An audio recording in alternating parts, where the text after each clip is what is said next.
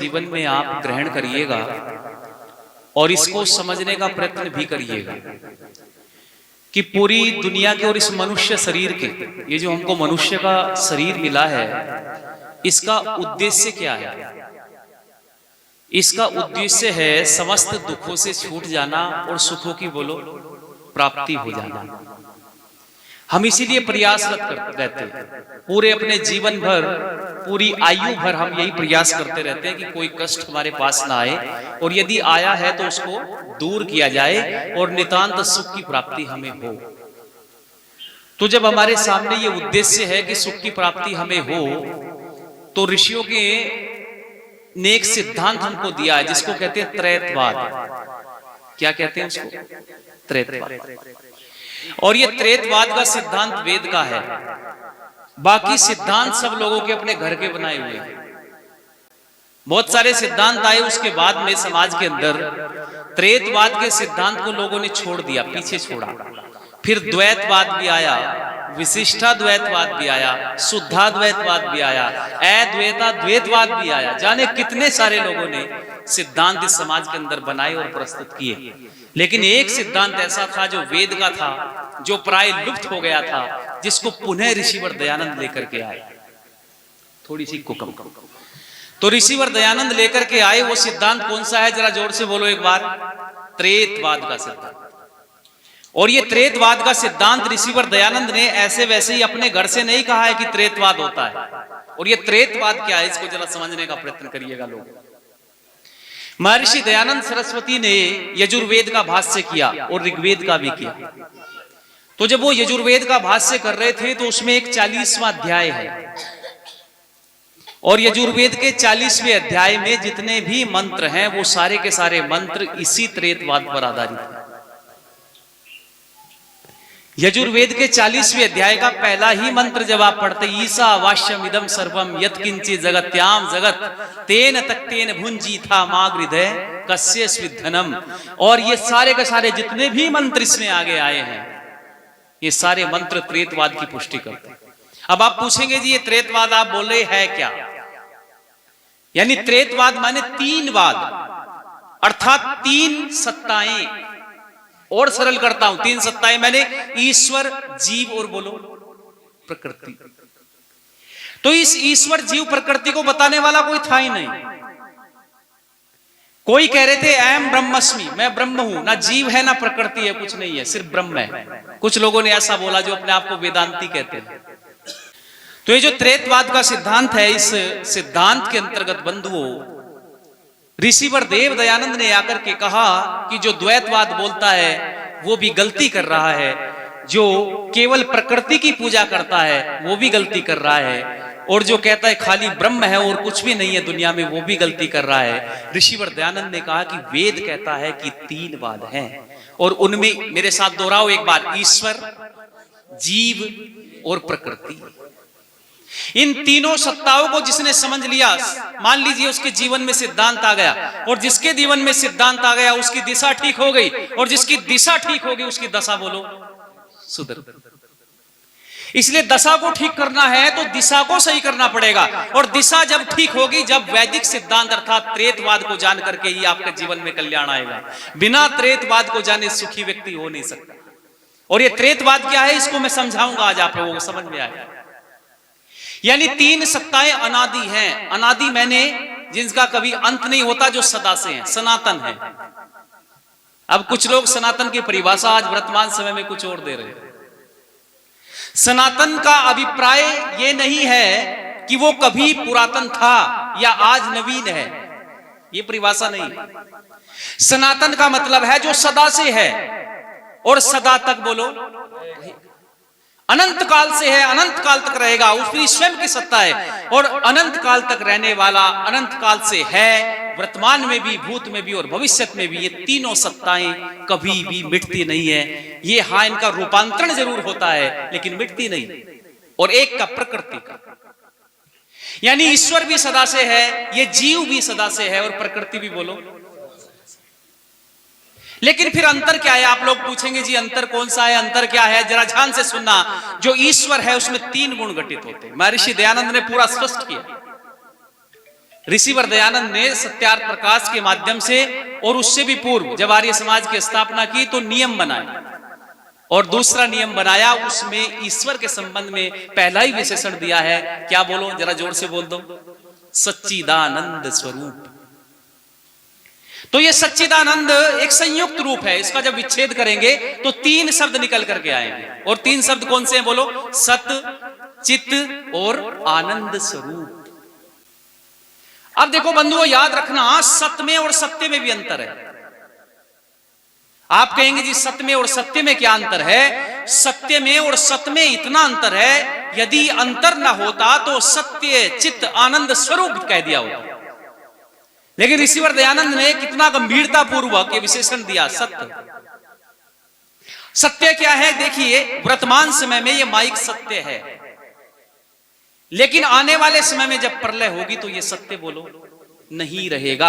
अर्थात ये अपने सूक्ष्म अवस्था में, जो साम्य अवस्था है प्रकृति की पहली, उसमें विलीन हो जाएगा। अर्थात आज सत्य है पर आने वाले समय में ये सत्य बोलो नहीं रहेगा। लेकिन सत्य तीनों कालों में रहता है, वो भूतकाल में भी था, वर्तमान में भी है और भविष्य में भी बोलो। इसलिए परमात्मा भूतकाल में भी था, परमात्मा आज भी है और भविष्य में भी बोलो रहेगा। इसलिए उसके साथ एक विशेषण लगा, क्या बोलो, सत्य। और एक विशेषण और लगा, चित्त। चित्त मैंने चेतन, लेकिन वो ऐसा चेतन नहीं है जैसे हम हैं। हमारे चेतन होने में और ईश्वर के चेतन होने में अंतर है। एक मंत्र यजुर्वेद के अंदर ही आया है, और मंत्र कैसे, प्रियगा शुक्रम अकायम ए वर्णम अस्नाविरम शुद्धम में पाप विद्धम कबीर मनीषी परिभू स्वयंभू याथा तथ्यतो अर्थान वेदधात शाश्वतीभ्य समाभ्य। ये मंत्र है यजुर्वेद, और उसमें एक विशेषण लगा है ईश्वर के लिए, वो कहते हैं शुक्रम है। क्या आया बोलो, शब्द क्या आया, शुक्रम।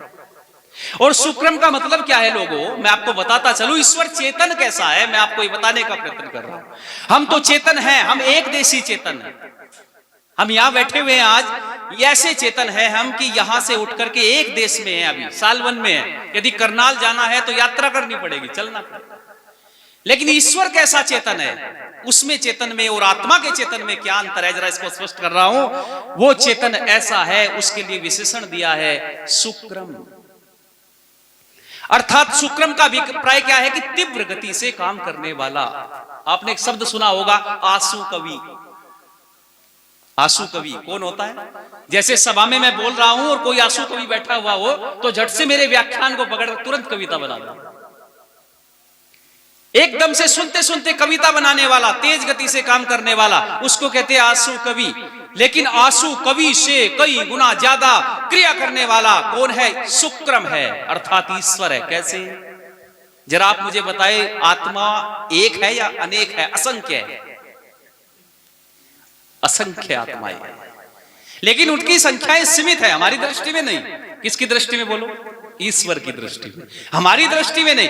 आत्मा नहीं पकड़ सकता कितनी जीवात्माएं हैं, ये हम अनुमान नहीं लगा सकते। लेकिन ईश्वर अनुमान क्या, ईश्वर जानता है, और ईश्वर प्रत्येक आत्मा के कर्मों का फल भी देता है। तो बताइए, एक आत्मा है कि असंख्य? तो असंख्य है तो जानना पड़ेगा सबको। ईश्वर जानता है कि ये आत्मा इस समय ये कर रहा है, वो आत्मा इस समय वो कर रहा है। असंख्य जीवात्माओं का हिसाब रखना और ठीक ठीक कर्मों का फल देना, ये सामान्य काम है क्या? बोलो, कितना तेज गति से काम करना पड़ता होगा ईश्वर को। अच्छा, कोई व्यक्ति बैठा हुआ है, एक व्यक्ति, मैं बैठा हूं, या सुभाष जी को ले लीजिए आप, और सुभाष जी के हाथ में क्रिकेट की बॉल दे दो 4-5, और वो चारों दिशाओं में फेंक दे उनको, और इनको बोलो कि सारी बॉल पर एक साथ एक समय में दृष्टि रखनी है। क्या रखना संभव है? छोटी सी क्रिकेट की बॉल चारों तरफ फेंक दी और एक समय में एक दृष्टि रखना संभव नहीं है इस आत्मा के लिए। लेकिन वो चेतन सत्ता और ये चेतन सत्ता में अंतर स्पष्ट कर रहा हूं। उस चेतन सत्ता में जहां भी जीवात्माएं हैं, यत्र तत्र सर्वत्र, सब जीवात्माओं के कर्मों का हिसाब रखता है और ठीक ठीक फल देता है। इसलिए क्या लिखा वेद के अंदर? आशु शुक्र, बहुत तीव्र गति से काम करता है। यही उसकी चेतनता सिद्ध होती है। और चेतनता क्या, कई लोग कहते हैं जी उसका शरीर नहीं है, वो आता जाता नहीं है, तो फिर किस तरीके से काम करता है? बंधुओं याद रखना, हम जहां पहुंचते हमारे मन की भी तीव्र गति से, तेज गति से परमात्मा पहुंच जाता है। तो कहते जब चलता नहीं है तो कैसे जाता है? एक मंत्र और आया, फिर स्पष्ट कर दिया, तदे जति तंदे जति तद दूरे तदवंति के तदंतरस्य सर्वस्य तदु सर्वस्य वाह्यता। अरे यजुर्वेद को पढ़ करके देखो लोगों, महर्षि दयानंद के भाष्य को, आपके चक्षु, ज्ञान के चक्षु खुल जाएंगे और पता चलेगा शास्त्रों में क्या भरा हुआ है। तद जति तन्ने जति, यानी वो ए जति मैंने हिलता डुलता है, और तत् ने ए जति हिलता डुलता नहीं है, मैंने वो चलता फिरता है और चलता फिरता भी नहीं है। ये क्या अभिप्राय हुआ? तो ऋषि कहते हैं कि ए विद्वानों की दृष्टि में, मूर्खों की दृष्टि में वो चलता है और विद्वानों की दृष्टि में चलता, विद्वानों की दृष्टि में नहीं चलता। जैसे मैं यहां बैठा हूं, मैं एक देशी हूं, मुझे यदि आगरा जाना हो तो मुझे यात्रा करनी पड़ेगी, चलना पड़ेगा, वाहन लेना पड़ेगा, पैदल जाना पड़ेगा, तब तक मैं वहां पहुंचूंगा। अच्छा बताओ, परमात्मा आगरा में है कि नहीं? तो पहले से मौजूद है, सर्वत्र कण कण में विद्यमान होने से, जगह जगह विद्यमान होने से वो सबसे तेज गति से है, क्योंकि वो पहले से वहां विद्यमान है। इसलिए परमात्मा चेतन है, और एक विशेषण तो परमात्मा में सबसे अलग है, और वो क्या है बोलो? आनंद स्वरूप। आनंद स्वरूप है परमात्मा। परमात्मा से इत्र जो दो सत्ताएं मैंने आपको बताई है, उनमें आनंद नहीं है।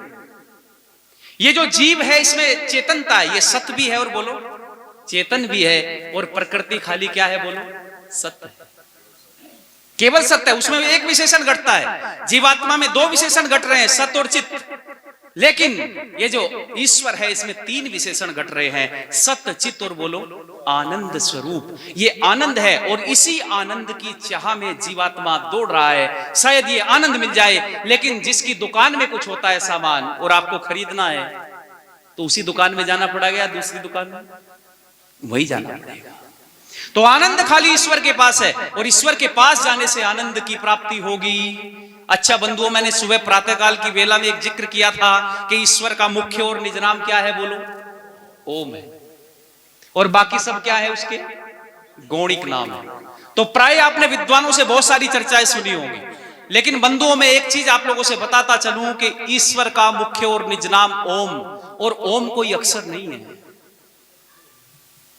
ओम वो नहीं है जो इंद्रियों की पकड़ में आए, ओम वो नहीं है जो इंद्रियों का विषय बन जाए। तो फिर ओम क्या है? ओम को कैसे जाने, ईश्वर को कैसे समझे? क्योंकि ईश्वर के नाम पर ही नितांत भ्रांतियां हैं समाज के अंदर, और सब चीजें लोगों के यहां स्पष्ट है, लेकिन ईश्वर को लेकर के बड़ी भ्रांति लोगों के मन मस्तिष्क में, अंतःकरण में बनी हुई है। आज उसी भ्रांति को दूर करने का प्रयास और प्रयत्न मैं आपके बीच में कर रहा हूं। ओम के बारे में कई सारी व्याख्याएं आप लोगों ने सुनी होंगी, ईश्वर के बारे में कई सारी बातें आप लोगों ने सुनी होंगी, लेकिन ईश्वर वाणी का विषय नहीं है, ईश्वर इंद्रियों का विषय नहीं है। आहुति आप लोग डालते हैं, यज्ञ करते हैं सब लोग अपने घरों के अंदर, तो कई बार एक आहुति का नाम है प्रजापात्य आहुति। इस प्रजापात्य आहुति को कैसे देते हैं आप बोलो? मौन होकर के देते हैं। ओम बोलते हैं, मौन हो जाते हैं, और फिर क्या कहते हैं? स्वाहा, और बोलते इदम प्रजापतये इदम ने। अच्छा कभी आपने विचार किया कि ये प्रजापत्य आहुति मौन होकर के क्यों दी जाती है? अगर निम्नोलॉजी या फिर, और बोलते इदम प्रजापतये इदम ने। अच्छा कभी आपने विचार किया कि ये प्रजापत्य आहुति मौन होकर के क्यों दी जाती है? कभी विचार करके देखना, ये प्रजापति की आहुति मौन होकर के क्यों दी जाती है? और प्रजापति कहते किसे? तो प्रजा का जो पति होता है, जीवात्माओं का जो स्वामी है, पाल्यति पोष्यति रक्षति इति, पति जो पालन करने वाला, पोषण करने वाला, रक्षण करने वाला है, वो पति है। और प्रजा अर्थात ये जीवात्माएं, इन जीवात्माओं को संसार में भेज करके, इन जीवात्माओं को संसार में भेजकर इनके द्वारा जो कर्म संसार के अंदर किए जा रहे हैं, जो पिछले कर्मों का फल है वो भोगा जा रहा है, और आगे नए कर्म बोलो किए जा रहे हैं। इसलिए परमात्मा जीवात्माओं को संसार में भेजता है और सबका मालिक है, प्रजापति है वो ईश्वर। और इस ईश्वर के लिए मौन होकर के एक आहुति दी जा रही है। अच्छा क्यों दी जा रही है? तो एक आख्यायिका आती है ब्राह्मण ग्रंथों में, और आख्यायिका क्या है कि एक बार वाणी में और मन में झगड़ा हो गया, अब जब वाणी में मन में झगड़ा हुआ तो ब्राह्मण ग्रंथकार सतपथ का लिखने वाला कह रहा है कि जब झगड़ा हुआ तो दोनों किसके पास गए? प्रजापति के पास। अब देखो हमारे यहां आख्यायिका कहानी के रूप में समझाने की दृष्टि से है। अब वाणी और मन चूंकि बाहर का विषय नहीं है, कहां का है बोलो? अंदर का विषय है।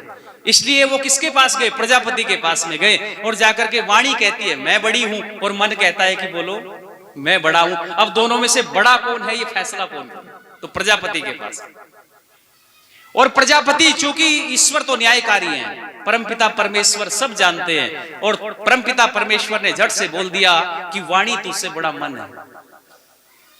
आज प्रातःकाल में जितने लोग बैठे थे इसी पर मेरा व्याख्यान उपनिषद पर हुआ था। प्रातःकाल भी मैंने आपको बताया था और अभी भी इस चीज को आगे बढ़ा रहा हूं थोड़ा सा, कि कह रहे हैं कि वाणी से बड़ा क्या है? मन। क्योंकि बात पहले मन में आती है, मन मनन करता है, उसके बाद वाणी उसका बोलो प्रयोग। इसलिए प्रजापति ने कहा कि वाणी तुझसे बड़ा मन है। यदि मन नहीं है तो मनन नहीं करेगी, मनन नहीं करेगी तो संकल्प विकल्प नहीं बनेंगे और वाणी उसका प्रयोग कर ही नहीं पाएगी, इसलिए मन बड़ा है तुझसे। तो जब मन बड़ा है तो वाणी प्रजापति से रुष्ट हो गई। और सतपथकार कहता है कि जब नाराज हो गई, रुष्ट हो गई, तो कहने लगी जब जब तेरा नाम आएगा मैं बोलूंगी नहीं। अब इस आख्यायिका से क्या समझाना चाह रहे हैं कि जब जब तेरा नाम आएगा मैं बोलूंगी नहीं, इसका अभिप्राय यह नहीं है कि परमात्मा का कोई शरीर है या वाणी उससे नाराज हो गई है। इसका अभिप्राय यह है कि परमात्मा वाणी का विषय बोलो। अरे जब ऋषियों को पढ़ोगे और महर्षि पतंजलि को पढ़ोगे तो वहां संप्रजात और असंप्रजात समाधि का वर्णन ऋषि करते हैं अंतिम पाद के अंदर। और वो कहते हैं जितना जितना ईश्वर के निकट जाओगे, पहले जीवात्मा अपने स्वरूप को जानता है, तो इस स्वरूप को जानने के पश्चात ये जीवात्मा वाणी और शब्द से परे हो जाता है। अनुभूति का विषय है ईश्वर, अनुभूति का विषय है। जितना उसमें गुजरोगे, शब्द जान एक अलग चीज है, मैंने प्रातःकाल बताया, शब्द जान अलग चीज है और ये आत्म जान, ये अनुभूतियां अलग चीज है। इन पर निरंतर प्रयासरत रहना पड़ेगा, हमें ये जानना पड़ेगा। इसलिए परमात्मा को समझिए, ये परमात्मा इंद्रियों का विषय नहीं है। मन आदि इंद्रियों के द्वारा जाना जा सकता है, माध्यम है। इंद्रिया माध्यम, ऐसा नहीं है कि इंद्रियों का विषय नहीं है तो छोड़ दो इंद्रियों को, खत्म कर दो। नहीं नहीं, इंद्रियों के द्वारा जाना जाएगा, साधन बनाने पड़ेंगे और इन्हीं साधनों के माध्यम से उस साध्य की प्राप्ति बोलो हो जाएगी।